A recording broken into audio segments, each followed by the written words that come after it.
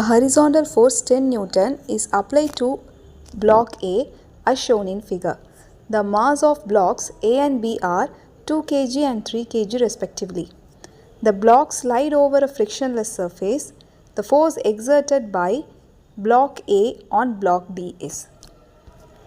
So இந்த questionல என்ன சொல்லியிருக்காங்கன்னா force of 10 Newton வந்து block Aல apply பண்ணுறாங்க.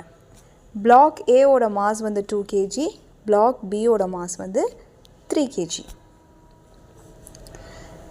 இப்போ force apply பண்ணோனே இந்த blocks என்ன ஆகுதுன்னா slide ஆகுது அப்படின்னு சொல்லியிருக்காங்க. slide ஆகுதுன்னா என்னன்னா they will be accelerating.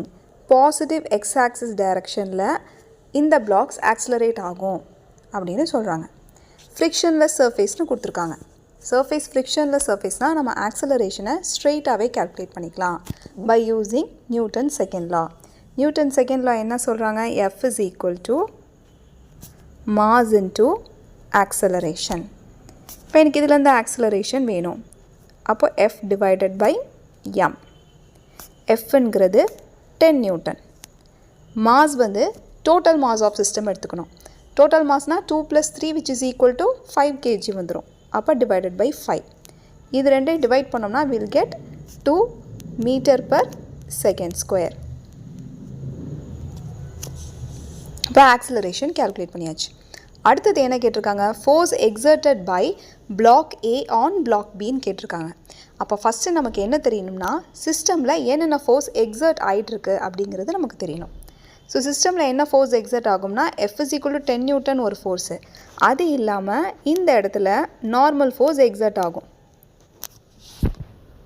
So அப்போ பி பிளாக்ல என்னென்ன ஃபோர்ஸ் அப்படின்னு நம்ம ப்ரீ பாடி டயக்ராம் போட்டோம் அப்படின்னா இப்போ பிளாக் பி இருக்குது.